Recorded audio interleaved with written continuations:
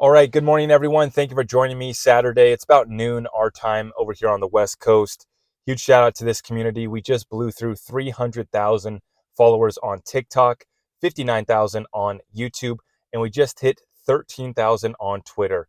Nothing can stop what is coming, and I appreciate all of you guys for helping me spread this message far and wide. Now, unfortunately, I was having my weekly Discord call with my group this morning. Every Saturday, we get together, have a weekly call, and I only recorded the first 5 minutes. Somehow the recording stopped. I didn't see it. And so I wanted to come on, make this video, and I just wanted to go rapid fire through the points that I covered in today's weekly call.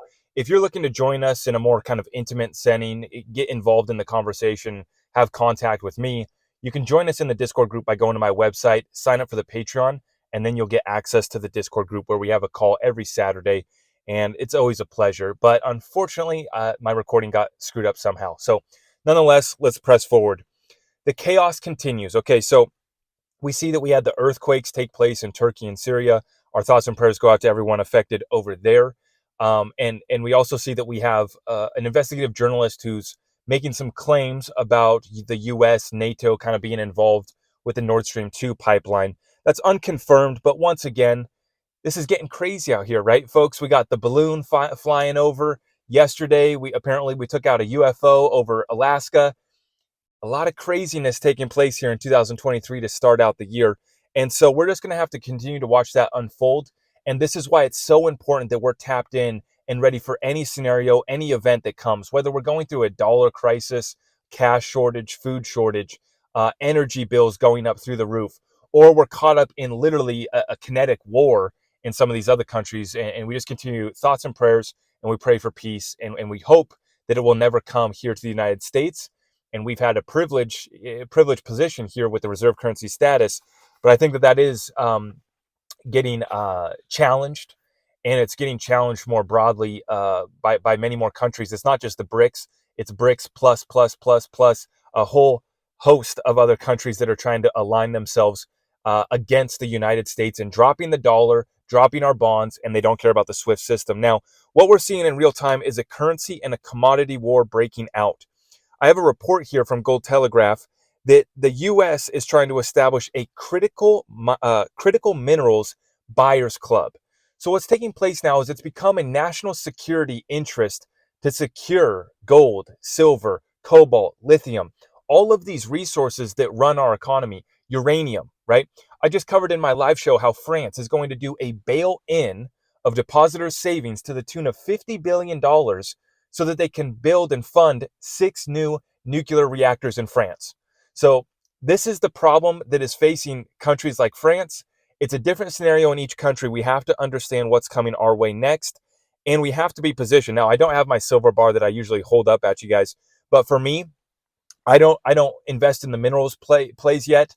I'm not doing any of that. Very simply, I am just stacking silver. That's what I'm doing. But right now, we see the currency and the commodity war is accelerating, and we now have basically the BRICS nations are trying to create their own OPEC, and you're even seeing Saudi Arabia is now doing trade deals outside of the U.S. dollar as well. So, like I said, they're dumping the dollar. This is a currency commodity war. They're dumping our bonds, dumping our debt, and now with distributed ledger technology, they're building systems for trade outside of the SWIFT system. So the concern is sanction proofing your economy. As we saw what happened with Russia, now these other countries see that it could happen to them.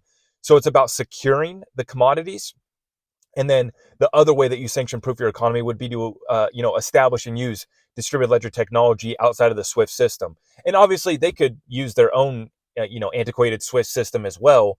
But if you really want to move forward with this, you would just establish DLT technology. And like we saw out of Russia, they're building digital currencies backed by gold. You're going to see digital currencies backed by other commodities. And these other countries are figuring out the ways that they can sanction proof their economy and secure the national interest in these rare earth minerals and these commodities that run the economy. Now, in regards to this, like I said, being prepped out for any scenario, we're not crazy preppers, but in my Discord group, we're going to be having a prepping session on February 25th. So on our Saturday weekly call that week, we're going to be going over prepping, and we're going to be talking about, this isn't crazy talk, guys. I mean, you're seeing it play out. This isn't end of the world doomsday, doom and gloom. This is Eggs up 50%, right? The inflation's out of control. So what are we going to do about it? Your energy bill is going through the roof. And then if you are in these other countries that have been caught up in the real wars, the power grid's going down, the internet's going down. You don't know what's going to happen next. In these countries that are having currency crisis, they're stopping your ability to withdraw cash, stopping your ability to transfer over to US dollars, stopping your ability to transfer over to any other currency, right? And so this is why we continue to stack silver, right? But then we're also going to be having a prepping call on February 25th to go over our full strategy for offline assets, how to barter, how to ride out a storm, whether the hurricane's going to come through town and you're going to be without power for 2 weeks or a month. I mean, this is common everyday events every year. We're going to see natural disasters continue. We're going to see situations unfold. We don't want to get caught up in the midst of that. We want to make sure that we can still feed our family. We still have resources and essentials to barter and trade with, and that we have offline assets. And then if they do go full CBDC control system that everyone's all freaking out over right now, we have assets that we can move at our will. So that's what we do over there. That's going to be February 25th. Now, you guys saw this and we called it for you. Hopefully you were tapped in with us, because we made massive profits in our Discord group as we shorted the hell out of this bull trap rally that occurred. So what's happening right now is the markets are front running a Fed pivot, and you're seeing crypto pumps harder than the stocks, but the stocks have recovered as well. And the problem is that people are going to get caught up, I think, trying to front run that Fed pivot. They're going to be early, and that could end up hurting them. Now, we called this out. Binance USD, BUSD, and USDC from Circle were the two main stablecoins that were injected and printed that led to the manipulation and the run up in crypto. And sure enough, now the word on the street is that Paxos Treasury, which is what issues Binance USD, and Circle are both coming. Circle obviously issues USDC. Both the stablecoins that were a big part of the run up last month are now under investigation. And we know that Binance is already being investigated by the Department of Justice and others as well. So let's continue to watch out for that, guys. We're back down to 21,500, which is the exact support level that I had on my chart. I was, warning everybody about that February 5th date, and that's exactly what we saw. The market started to turn down, and then we've completed that move back down to 21,500. I profited 18%, but members in my Discord community were at 30% plus. I think some of the folks in there over 100%. So we love to see that. We will not be faked out by these bull trap rallies. 100% manipulation that we saw coming the whole way through. Thanks for playing. We'll take our profit. Now, interesting. Got this article here as well in regards to Tether, folks. So the Wall Street Journal is reporting that Tether is using Cantor Fitzgerald to help oversee its $39 billion bond portfolio. Cantor is one of the 25 primary dealers of the U.S. Treasuries market, which can trade directly with the Federal Reserve Bank of New York and underwrite sales of U.S. government debt. So this is interesting to see, and there's some conversations that I'm participating in, off the record about how Tether is basically just been chosen as, basically the stable coin of choice by the entities behind the Federal Reserve as well. So a primary tool that they use to manipulate and pump up this market, get Bitcoin all the way up to 69,000, was Tether. And then I also just shared this with my Discord group last night. Basically, CoinDesk filed a Freedom of Information Act that they have now been granted. So they're going to get access. They're going to be able to see what reserves Tether actually had back a couple years ago when they were being investigated. And they've already settled up with the New York, NY Department of Financial Services or whatever it is. They've already settled up with them. They're being investigated by the Department of Justice as well right now. But this is something that we've talked about, is that Tether might get a free pass as well. We don't know. I've just long been saying we just need to see the reserves. We just need to see that this is backed up. It's not that I want Tether to fail, or I think that the people behind Tether are, the evil guys. Maybe they are. We'll see. Or maybe we never will. But regardless, the reason why this matters is that Tether has done over 60% of the trading volume in the cryptocurrency space, for the last few years. So it's been a big part of manipulation. Then we talked about DeFi coming to the XRP ledger with the XLS30D update, guys. This is very, very awesome to see, because, and this is going to be a threat to the exchanges as well. There's going to be almost no reason to use the exchanges. When you plug in XLS30D and you have a Zum wallet interface that allows you to access the XRP ledger, you're not going to need this exchanges, right? And you're going to be able to stake outside of the centralized exchanges. I don't know how this story ends with the SEC and the staking, right? Obviously, they made their move against Kraken, Nexo, both settled up. But we're going to continue to see if they're going to be able to shut down truly decentralized DeFi plays, which is what XLS 30D really is. I mean, and there's going to be more DeFi and utility coming to the XRP ledger. It's absolutely massive. And then I reminded everyone, guys, the truth is in the market reports. So we just saw Ripple put out the Q4 2022 markets report, and they tell us that 800,000 NFTs have been settled on the XRPL so far. So that's fantastic to see. And just think of how much money was saved by transferring and minting those 800,000 NFTs on the XRPL versus Ethereum. Just think of how much was saved in gas fees, right? So it's going to be massive, the DeFi coming to the XRPL. And I don't even know how the SEC shuts it down, because there's no endpoint to really shut it down at when this is just a decentralized way that this works. There is no security involved in that. But we'll just continue to watch that one unfold. Absolutely massive markets report, though. I just covered it in my last live stream. But here's the quick numbers for you guys. Ripple spent $8 billion US cash, threw it down on the table, and they got XRP in return so that they could sell off $9 billion worth of XRP directly to their on-demand liquidity partners. So that's absolutely massive. They're continuing. And I actually got to speak with Neil Hartner, who is one of the lead software developers at Ripple right now, working on on-demand liquidity. And he confirmed for us, he said, Ripple does not want to give up as much XRP as their on-demand liquidity customers want. And he described ODL growing like wildfire outside of the United States. So we absolutely love to see that. We combine that with the facts and the data points that we get from the markets report that confirmed 60% of the transactions going through RippleNet are going through XRPL, XRP settlement.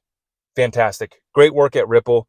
And I love the markets report. The transparency from Ripple is setting a precedence in the space for being transparent, being a righteous custodian of the supply of the tokens, putting it in a locked up escrow that's on a time locked release. We can see what's happening. And once again, and it matches up with what Neil told us, they returned 2.1 billion XRP back to the escrow out of the 3 billion that they were released in Q4. So 1 billion XRP gets released to Ripple every single month from the escrow. They keep stuffing 2/3 of it back into the escrow, and they've been doing that for the past 2-3 years. So the XRP that they do keep, it's going to on-demand liquidity partners for cross-border payments, for treasury flows, for other utility. And then the rest gets stuffed back into their vault, which, once again, I keep on bringing this up, that's treating the XRP currency like a reserve currency, being willing to put it back onto the escrow where it's locked up for another 55 months. Obviously, the future value of XRP must be more important to them than today's present value that they could exchange XRP for. And like Neil says, they are not wanting to release as much XRP as their on-demand liquidity customers want. So ODL growing like wildfire outside the United States, and you guys already know what's going to happen once this SEC lawsuit concludes. Whether that's next month, next year, you know it's coming, and when it does, set it free, baby. Now, I also gave a huge shout out to John Deaton and Fred Rispoli. A couple points on that, which I'm going to actually, kind of leave that for my conversation in the Discord group, because it involves conversations that are happening behind the closed doors. But I'm just going to tell you right now, John Deaton is an absolute incredible man, patriot, American lawyer who's working on our behalf, and so is Fred Rispoli. And so I just wanted to give a huge shout out to those guys. Massive amount of work that's happening behind the scenes, and I'll just leave it at that, guys. And it's so important that we're having these conversations so that we understand how to protect our assets, protect our wealth, not only from taxes, but when you have assets that are strategically important, you don't know what's going to happen. We know what they did with gold, right? We understand that. And then we understand that the central banks are buying a record amount of gold, more gold than they've bought in 55 years, right? And then the most central banks are speaking with Ripple. So you put 2 and 2 together, and then you can finish off the speculation on your end on where that goes. I'm just running with the data points that they're buying more gold than they have in 55 years, since right before they took us off the gold standard and reset the currency and revalued the currency and established the petrodollar, right? And then they're sitting down with Ripple. It's just very simple. I mean, over 50 central banks, over half the central banks in the world are sitting down and doing deals with Ripple. And then we've already seen that multiple CBDCs have been built on top of the XRPL. After we get the regulations, after we get set free, like I said, you can finish off the speculation. But I confirm with my beliefs, my investment thesis, that we're going somewhere fun after we get that reset revaluation, and that's in regards to gold and silver as well. So for me, I'm going to be picking up some more silver here shortly. Not financial advice, but just in an effort of being completely transparent with you guys, you know where I'm at. Continue to stack XRP, XLM, XDC, and then I also want to mention this here at 6 p.m. Pacific Standard Time today. I'm going to be airing the interview that I just recorded yesterday with Patrick Riley of Reaper Financial. And a quick point on that, the Reaper token that I'm holding is actually paying me. It's called the drip stimulus. So it's basically an interest that I'm getting paid for just holding the Reaper coin that's paid out in XRP. And I had a fantastic conversation with Patrick. We talked about it all. You guys are definitely not going to want to miss this. Once again, at 6 p.m. Pacific Standard Time tonight. Make sure you hit that notification bell so you don't miss it. But he just brought it back to, once again, XRP is the standard. It's not about XRP being worth 50,000, about XRP being worth 40 cents. One XRP equals one XRP. And it's about to be a standard. It's about to be a reserve digital currency in the new financial system. And that's what matters. And it was a fantastic conversation, as always, with Patrick. So make sure you guys check that out at 6 p.m. Pacific Standard Time here on this YouTube platform. So for me, XRP, XLM, XDC, we got some other plays like that are worth taking a look at. But then also, I'm going to be sitting with some cash on the sidelines for real estate as well. As I made that clear with you guys, we just did a real estate update in the Discord group as well. If you're looking to join our Discord group, you can get caught up to speed on some of these past webinars, past seminars, and the business development program, the real estate call that we just had. And so we're really just figuring out how we diversify ourselves amongst all of the asset classes in a way that hedges our bet no matter what happens, up, down. We're figuring out how to make money regardless. And so I just want to say a huge shout out, guys. The community continues to grow, and that's because you guys are helping me by sharing this message far and wide. Thank you so much. I appreciate all of you guys, and we will see you in the next one. God bless you all.